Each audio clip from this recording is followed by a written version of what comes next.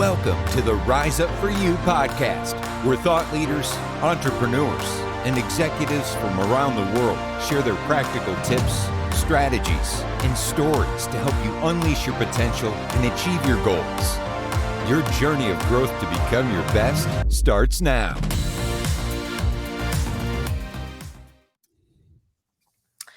All right. Welcome, everyone, to the Rise Up For You podcast. My name is Netalina Nasruddin. I am the host and the founder of Rise Up For You. Such an honor to be here again with another amazing episode. Today, we are bringing to you Dr. Travis Fox. Travis, thank you so much for joining us today. It's really an honor to have you here on our show. Oh, thanks for being here. By the way, I love the show Rise Up. Many years ago, it Rise Me of a show that I was on called The Rise. So it was perfect to be back. Cool. Very cool. Thank you. Well, we always like to start off the episode hearing a little bit about who you are, what you do. And I always say, just brag away. Tell us everything about you. So please tell us. Yeah, I'm not really good at bragging about myself, something my publicist has told me for years, but that's still not my thing. The snapshot is I was born in the United States. I was raised for the first 10 years of my life in Japan and Europe. My mother was a model and an actress, and my father was a fighter pilot. So if you ever saw the original Top Gun movie, didn't quite work out that way. They got divorced when I was 9.5. And pretty much my childhood ended at that point. That's when also my entrepreneurial career started. My father was an extraordinarily conservative individual, and I realized that I was going to be really good at entertainment. So I asked my mom to teach me modeling, and I did my first modeling job when I was 9.5 years old here in the United States as for JCPenney.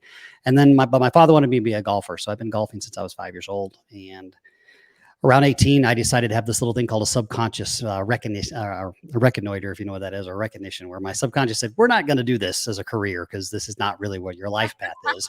And I made some really fun choices, and I became a first-time father at the age of 18.5, which completely interrupted my mental stasis. I had no emotional preparity for it. And people always ask me what makes me such a great head coach for all those years on the PGA Tours, because I was a head case first. So that's how I know. So I went back to school, and I left and got my degree in PhD in psychology. And then I went deeper and went to a doctorate in clinical hypnotherapy to dive into subconscious modalities and business and emotional trauma. And then I spent about the next 17 years on stage traveling in the world. I've done over 7,000 performances and speeches and about 16,000 hours on stage. I'm a 5-time Emmy-nominated producer-director.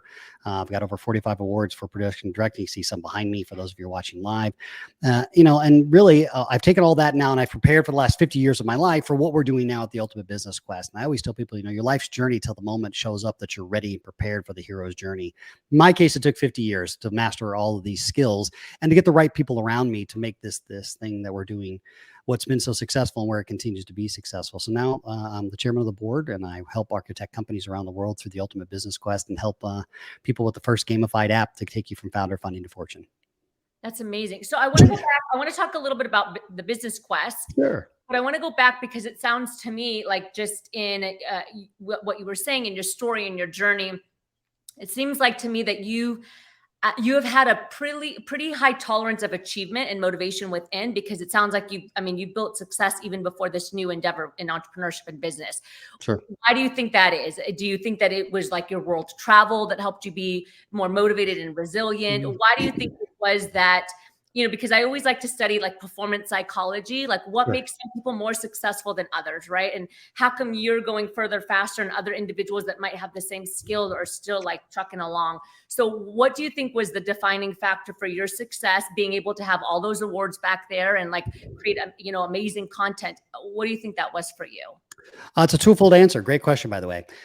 One, I'm curious. I'm extraordinarily curious. I have an insatiable desire to learn and explore because I understand the ideology of time. And given my background in architectural psychology, I think is my second balance. It's an understanding of how we actually work. We spend most of our time in motivation or in inspiration. Well, it's just a consciously driven thing.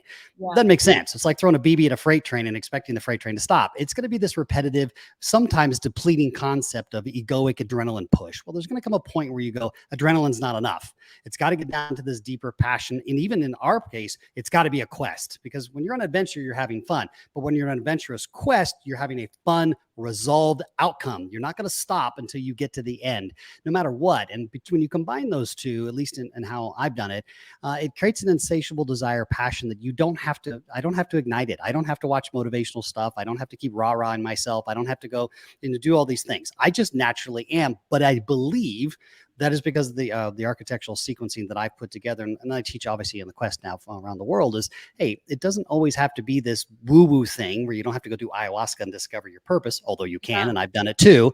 But also, it doesn't have to be this very stoic. I'm business. I've got to destroy everybody. It's the art of war. I mean, to me, there's always been bifurcated. I'm like, look, you and your business are one. Whether you're a 5,000 employee company or you're a solopreneur, it's still you. And to say that they're separate is like saying, well, if I lop off my head, my body's still going to work. And I think if you combine those two, it actually makes it fun again. And that's what I've been about my whole life, is making business fun, because we all know the end outcome for every single one of us, and that's broken dead. So let's have some fun while we're at there, commonly called experience. And that's driven by curiosity. And I think that's like, there's a bunch of like things happening in my head right now when you're talking, because I think a lot. I think that's incredibly important today, even outside, business and entrepreneurship, even just for the corporate space, because I think that there is a huge population. I mean, we know this, 76% of the American population are disengaged or don't love what they're doing at work. But I think that part of that factor is because they're not able to find like the meaning or the curiosity in what they do. They're waiting for it to show up for them. And if they don't see it, then they jump.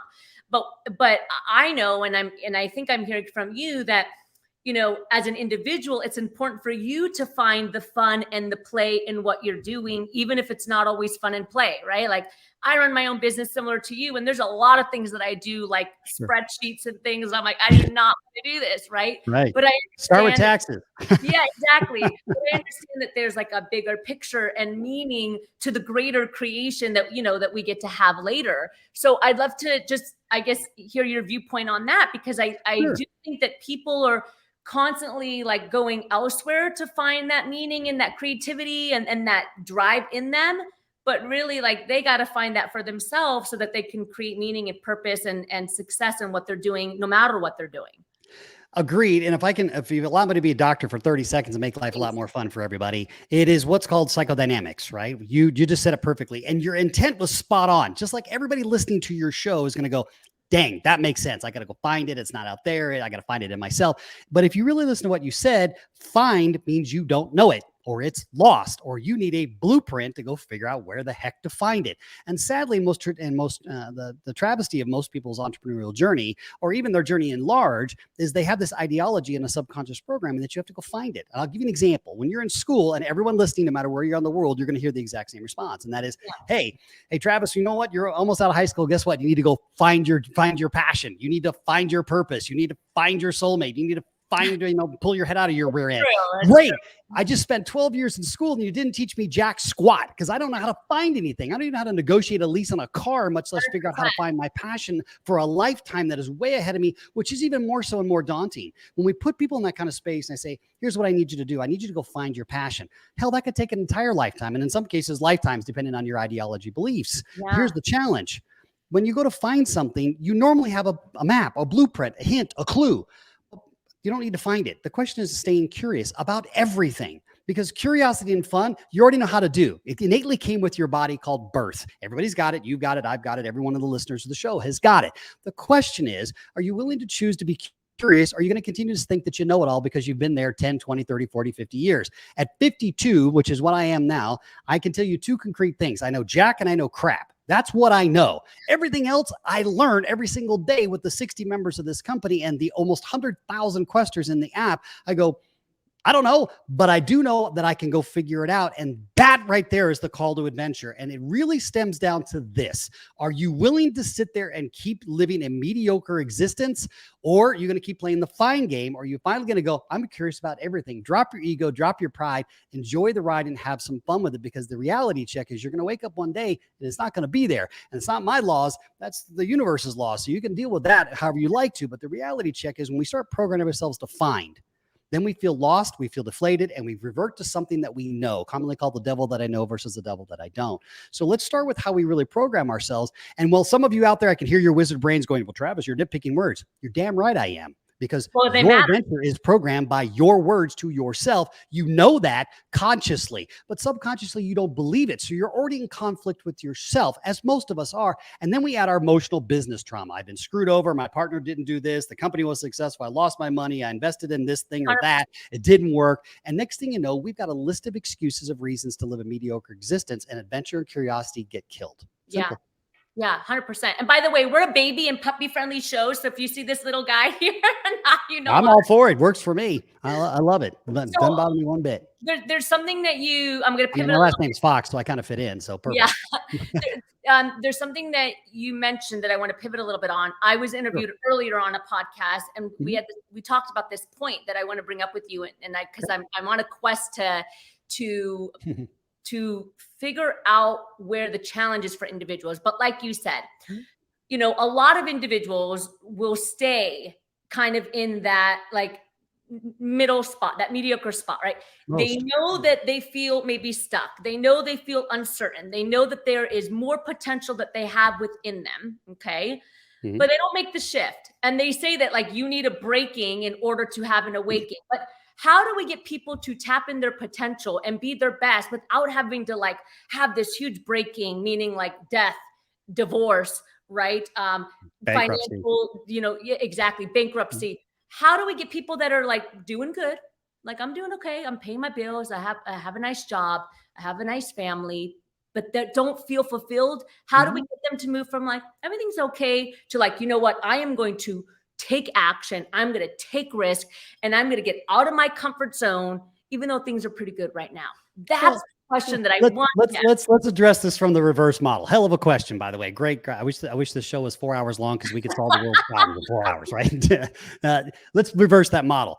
Everything you just said is what's called reverse hypnotics, right? We are hypnotizing ourselves to believe that everything's okay, that everything's good. It's not true. Your illusion of security and your illusion that everything is okay is a bloody illusion. How do I know that? We just went through a global shift, using your language, no one's ever seen in human history before. No one could have counted on that. No one wrote that in the script of Earth's ideology. And maybe some higher power did, but none of us humans did.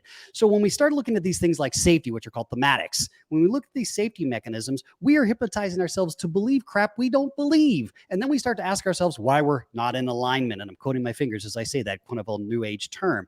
Alignment is simply understanding the choice sequences of your own truth. The reality check is most of us don't want to look in the dark. They don't want to look in the dark of the truth. And that's where the truth lives. And I'm not talking about good versus evil. I'm talking about the stuff that you hide from yourself and your subconscious and your emotional traumatics, from your partner, from yourself, from your kids, from your friends, whomever. And that starts with some simple ideologies. For example, when we go out on a date, we go out to a candlelit restaurant. Then we go to a nightclub. Then we tend to have sex in the dark. Why? Because that's where the damn truth lives. So we're so scared to death about going to the dark. And yet that's where we really find, now back to your point, our adventure. We feel alive. We're present. We're being honest with ourselves. We're being vulnerable because the ideology of safety is the absolute death of your career. It is the death of your life. It is the death of your marriage or your relationship. It's the death of anything because there's no such thing as safety. It is a hypnotic illusion that we as creators, and I use that term as any way you guys want to apply it listening to the show, we use it as a way to convince ourselves of something we know is not true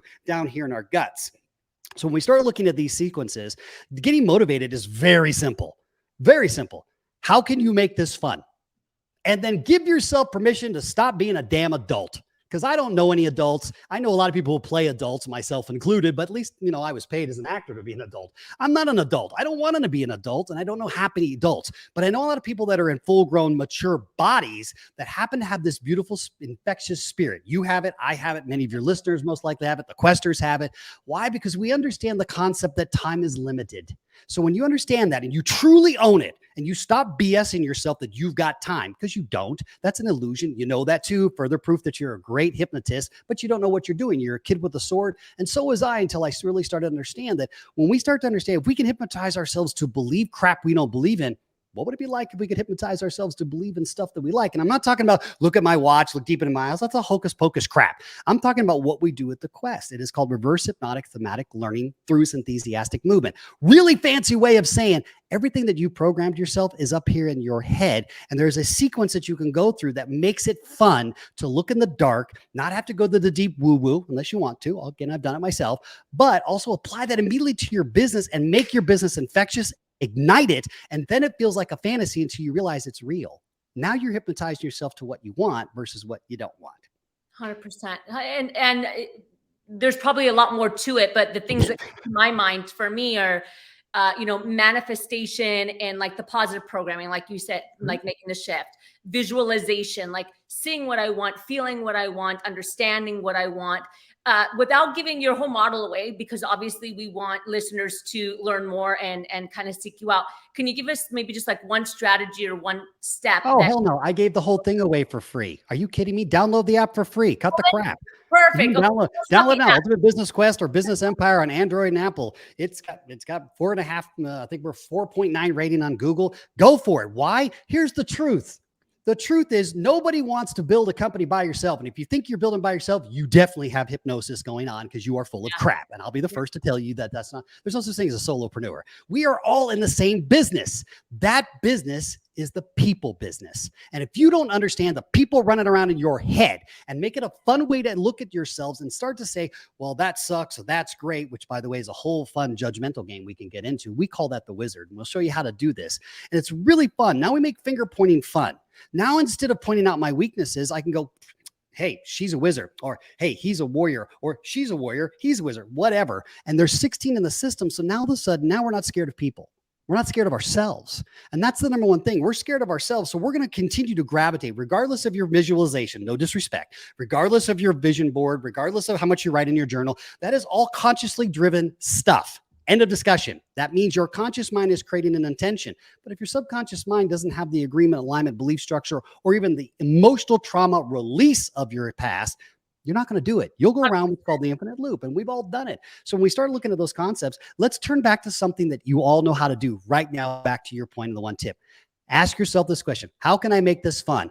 Two things are going to happen. One, you're going to have your wizard mind tell you all the reasons that's the dumbest thing you've ever asked yourself and who's going to judge you and you're going to look this and that. Who cares? Yeah. Two, then you're going to ask yourself, what if I actually could have fun doing something that seems monotonous? Just because it's uncomfortable and it seems fairly small, would I be willing to do it? That's the yellow brick road that starts you on a true quest. The rest of the people are just, generally, and I say this respectfully, waiting for you, like you said, for it to show up, waiting for your ship to come in. Well, what if you live in the middle of the desert? There's no ships. So you're kind of screwed. So let's look at it from a different point of view. What if we had fun? And one of the things I've learned in all my years and literally the millions of people I've seen, I've said, wait a minute. There's one common thread that every one of us has that nobody needs to teach you. It can never be taken away from you. And you have 100% absolute control over is ask yourself one question. How can I make this fun right now? And no matter what your answer is in your head, how outrageous and outlandish, do it. Do it because it will retrain you that everything can be fun. Because when you were a kid, most of it was. Then you got trained out of you that you had to be an adult and you had to be serious and you had to be conscious. And yeah. By the way, anybody wants to date that person, good luck, because your relationship is probably going to be monotonous and boring and you'll end up in divorces, which is why we have a 70+ divorce rate here in the United States, because we're not marrying what actually helps us grow. We're marrying what makes us feel safe. And safe is an illusion. And we all know it. And if you can hypnotize yourself to be safe, you can hypnotize yourself very simply. And I'm not talking again about the woo-woo hypnosis. I'm talking about the way we actually do it for real, not in Hollywood, not what you see on stage. And I've done both, so I can speak to that as well. It's about making it fun. And if you do fun, then a conversation like this, where most people are petrified to talk because you've got this big podcast, you've got the big hostess, oh my God, and there are people listening to me. So what? You're having a conversation and it puts you in a space of being present. And when being present means you are fully aware and having fun and enjoying the experience. That's what present 90% means. Yes, you can get other ideologies you want, but in a macro, that's really what it is. So how come we're not applying that to business? How come you're not applying that to your body and your personal relationship with your body? How come you're not applying that to your relationship? Because you're too scared and locked up in mediocrity of safety. And the quest helps you do it in a fun way that doesn't allow you to go into the dark and freak out and have some psilocybin experience and prismatic and all of a sudden, as opposed to, oh man, I've always wondered why I've done that. And now I can finger point at myself without judging myself or putting myself into a box and pulling myself out of my dreams, period. Because we're the ones that do it. Yeah, 100%. I love that. You're a wizard with words. Can I say that? Yes, you can. Thank you. Thank you so much for, I really enjoyed and everything that you just said. And I think it's super valuable. And I know that our audience will resonate with it. I'd love to jump into the power section of the interview and start by asking you, if today were your last day on earth, what is one golden nugget you would want to share with the world? I just did. Have fun, kids. It goes by fast. I can literally tell you, I can remember every detail of my life. I'm sitting on the Asperger's spectrum. I have this uncanny ability to remember everything. And that's a strange odd. And I say everything is a macro comment. I mean, I have intimate details all the way back to 4 years old in my life. And so when I look back at my life, I've lived an amazing adventure. Have I lived everything I wanted to? No. But I would stress on every single one of you, make everything fun. I know that sounds childish. It goes against everything you've been taught. It goes against everything societal, cultural, relationship, even religion, even business models tell you you've got to be serious about business. That is all BS, kids. Yeah. It's your life. It's your journey. If you don't have fun, the only person that's getting screwed is you. Yeah. And what we, here at Rise Up For You, we're really big on values. So what's one value for you that's an absolute non-negotiable, meaning communication. In fact, our company culture is based on the three laws, which is TLC, trust, loyalty, and communication equals fun. If it's not fun, we're done. It's that simple. Everyone who's in this company who subscribes to that model, they know exactly what those value systems are, and we communicate. Now, sometimes communication can be challenging. We've got challenges we've got to deal with. We've got things we've got to do that are monotonous, i.e. paperwork, as you mentioned. But if we don't communicate with each other, we all go down. We all go down. And the number one thing we're afraid to communicate, mostly traditionally in corporate America, is because we're jockeying for position. We're jockeying for power control, egoic structures. Wow. And we're not remembering that, hey, you don't have to be there. You could leave if you wanted to. Find a culture that actually enjoys you and cherishes for who you are and makes it fun. As part of what we do in the app is teach you how to build to people's real character, not their resume, because a resume doesn't mean anything. In fact, half the time I have to help people unlearn their resume so that they can function properly as who they really are in their own dream and vision. When you look at that, it's about trust, loyalty, and communication. Without that, what else do you have? You have nothing. Yeah. Absolutely. So I have one more question for you, but before I ask that, tell us a little bit more. Tell us about the app where we can get the information on Quest. Mm-hmm. Tell us how we can find you, how we can connect with you. If any of our listeners resonate with you, they want to reach out. Where can we find all that? On every social media known to man, of course, I'm out there. It's Travis Fox 360 on Instagram, Facebook, over on, and it's Dr. Travis Fox over on TikTok. If you want to go to ultimatebusinessquest.com or just pull out your phone right now, your Apple, your Android, go to your app store and download the Ultimate Business Quest Business Empire. For those of you watching the show visually, you'll see the logos on my hat. Download it. It's free. Start today. Start the quest. And by the way, if you get in now, you'll get a free invitation to what's called the Quest Roundtables. We're totally taking on networking because networking sucks. And we chose to take our entire system in the app and we now put it networking. You're meeting people all over the world to build your business and build your leadership and your team in a fun way where you're all questing in the same direction. Again, it's downloaded for free. Get in the game. Start playing today because remember, it's your quest. Fantastic. Final question for you. Yep. So as you know, our company is called Rise Up For You. So tell us what comes to mind for you when you hear that phrase, rise up for you. Two things. One, the original television show I was talking about a moment ago, this is about 12 and a half years ago. I had the opportunity to host that show called The Rise. So I love the name. That's why I love, as soon as I got the invitation, I'm like, I'm in. And then secondly, I think rise up is rising up to your truth. Right? I don't like the word potential because the word potential is infinite. You can have as much potential as you want. The question is rise up to your real truth. Are you really, really willing to go for the venture? And if not, if that's okay, if you're not, but stop blaming everything else, including your relationships, friends, family, etc. Rise up because the truth is the world needs you to be who you are. The world needs you to be the actual real deep down king and queen that you really are inside that you keep stuffing down. And the world needs it right the F now, like right now, because right now we are in deep caca on a global scale. And I use the word caca because I'm being as polite as I can. But the reality check is we are so egoically lost. Yeah, we're so egoically lost in as a country, as a say, hey kids, hate to break it to you, but maybe y'all know this. At least as far as we know, we're the only neighbors in the entire solar system. So maybe this whole us and them model probably needs to be abolished. It's one of the longest standing hypnotic things in the human history is that there's an us and them. There's those guys over there and these guys over here. We're all on the same bloody planet. And if something happens to the planet, all the things you think are interesting go away. COVID gave you a snapshot of that. Whether you believe in it or not, I don't care. I'm not here to qualify that. But I am here to say, psychologically, it gave every one of us an opportunity to reset, revaluize, re-ask yourself what my quest is really about. And the ultimate question is, are you willing to go on the quest to revitalize and rescue your heart, your life, and your business from the ultimate disease we all suffer from? And that, my friends, is mediocrity. That's the question you need to ask yourself. That's the rise up you need to come to. I love it. That's the best answer we ever had. Oh, thank you. With all due Well, respect. given how many shows you've had, that's a heck of a compliment. Thank you very much. I appreciate that. It's very Thank kind. you Thank so you. much for joining us today. It has Yes, ma'am. really been truly a pleasure and an honor. Thank you, you. everyone, for listening. The Rise Up For You podcast, bringing you new episodes every single week.